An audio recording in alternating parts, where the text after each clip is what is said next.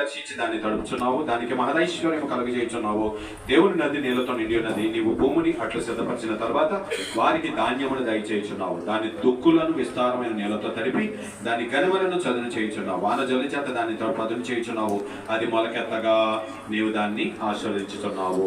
ఆమె ఆమె ప్రార్థన చేద్దాం. మహాపరిశుద్ధుడైన జీవము కలిగిన మా తండ్రి, ప్రేమ నమ్మకం కలిగిన మా దేవుని వందనాలు.